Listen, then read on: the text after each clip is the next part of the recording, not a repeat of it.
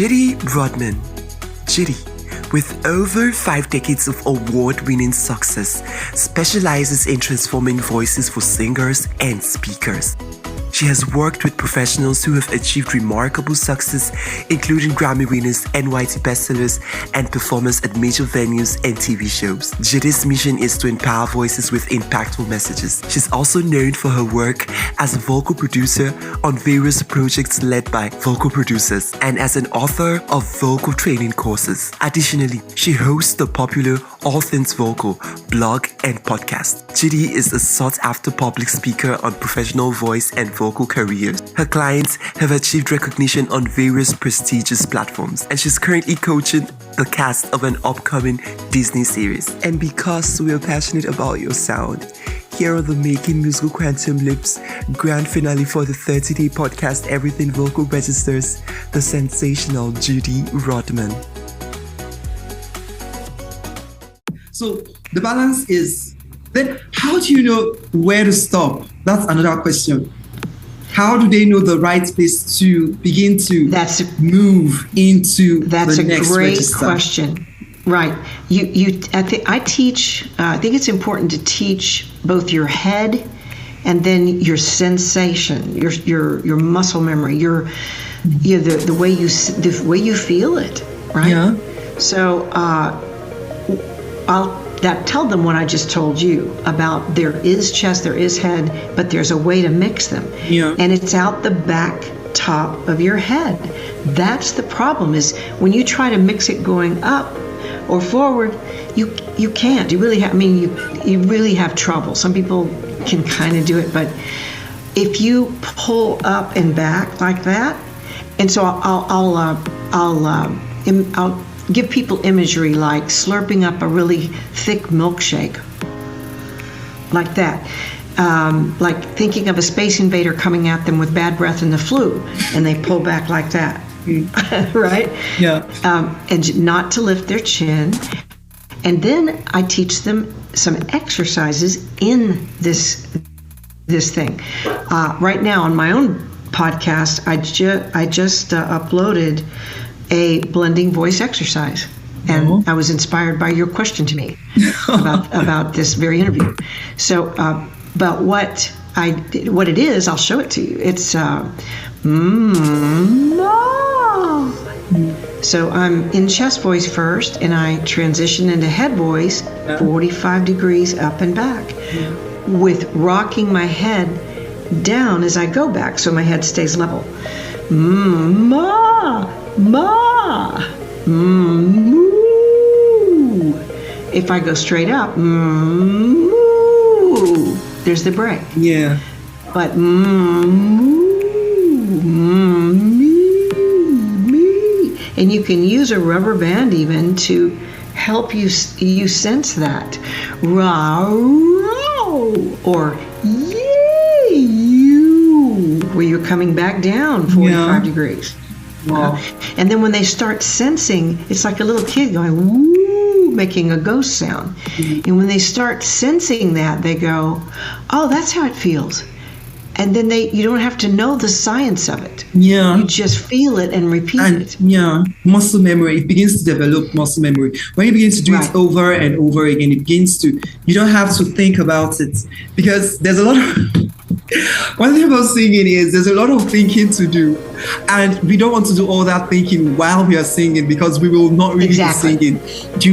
I want to think about my diction. I want to think about my breathing. I want to think about my flexibility. Then I want to think about my registration. I want to think about, where am I going to mix? Well, if we'll begin to think about all that on stage, or when we actually want to sing, then singing, it makes it way too scientific. It kills the art in that work. Does. So I think it does. I liken it. Yeah, I liken it to martial arts. You wouldn't want to use the move you just learned in karate class in a real street fight. You get your block knocked off.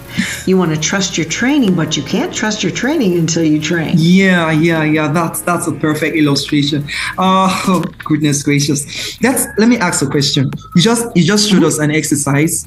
You just showed us the exercise. Are there any more exercises we could do to explore that pulling down and that pulling through not pulling down. Yes. Pulling through the registers. Are there other exercises you'd like to share? Yes. I like the voice, the semi-occluded vocal exercises like bubbles and trills and raspberries or whatever, but I like the bubble for me. And by the way, it really doesn't matter what you anatomically can do the easiest. Bubbles or trills. Some people can do one much easier than some of the other, and it's just anatomical, so not to worry about that. But this is like pulling a bubble up 45 degrees while rocking your head down as you do it. So you come up like a cobra, right? Yeah. Or a long neck swan, however you want to think of it. Yeah. And you go. Yeah. And I pull 3 times. I pull at the bottom, I pull at the top, and I pull at the bottom again. So, sorry.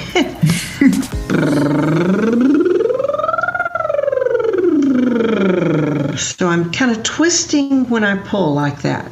Yeah. And that gets the posture. I liken it to like the note wants your range wants to go up the back of your neck, not the front of your neck. Okay. Wow. That's thinking of that makes me think. I know we are not supposed to use classical technique to practice contemporary singing because they are 2 separate things. But we cannot. Not necessarily. Go ahead. Yeah, but we cannot but borrow some ideas because classical music think back a lot more than forward. They think back more. They think more backward placement of sound more than forward. Okay, that's different. What I'm teaching is pull back like that, which does create resonance. It does create. It opens your throat, but pull with your articulation, meaning the lyric itself, through your mask, through your resonance placement system. So, I can do that, and as long as I'm pulling it, it doesn't hurt me. I can make all kinds of crazy sounds if I want to be tight, if I want to be, whatever kind of sound I make, but I'm pulling through. The biggest difference, because I have a classical teacher and I teach him contemporary voice. He teaches me classical voice. And there are similarities. There are things that go together. And so when I'm getting him ready even for a classical event, this pulling techniques even helps him to get a bigger resonance. But when he teaches me classical technique, he finds my face working far too much. So with classical, you kind of stay in this kind of position. You don't move your mouth as much. Yes. With contemporary voice, you really, really use your face, use your eyes. And when he's singing John Legend, I got to get him working his face. So that's a big difference, but it doesn't mean that you can't use classical technique to open up your resonators and allow the vibration from your larynx to reach those resonation surfaces. You just got to carve it with the way you say the words better. Oh, okay. I want to talk about differently. I want to talk about control now. Control. It's somehow I'm speaking based on experience now, and I know a lot of singers have this experience where it's difficult to control. It's difficult to be flexible up there. So it's just like while they're in their chest voice, they're with the steering of the wheel of the car and they're going. Then the moment they move into their head voice, it's like the steering just removed and they're without control, and it's usually an issue. So they kind of sometimes they sound too sharp or flat up there. Is there exercises? How do we master control there, have a more balanced sound, so I don't sound all strong here, and when I'm going I'm beginning to float. So how do we get balanced all the way up there? Okay, my favorite word with vocal technique is pull. My second favorite word is morph. Okay. Shape shift. And what's weird is it's paradox. It's a paradox. It's counterintuitive, but movement creates the possibility of control and precision. And that is, as you're holding a note, or as you're holding a note up there, or singing it for any length of time at all, really, you're losing air, right? You are losing air. So your rib cage wants to come in. Well, you fight that by, if you continue to pull flexibly like that, you continue to pull your rib cage open even as you're losing air. And that lets your diaphragm stay flat, which that's where the diaphragm has control, because of course it's attached, as we know, to the bottom of the rib cage.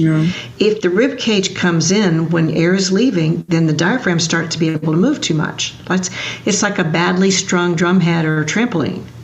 So one of the tricks for control is to keep your upper spine constantly sort of straightening and flexing so that the rib cage stays open. The second thing is that you morph a vowel up there.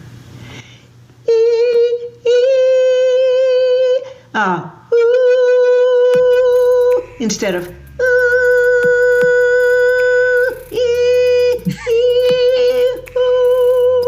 so if when you move your jaw around just a little bit, you free your ability to put it right where you want it. And also it sounds better. It sounds less tight.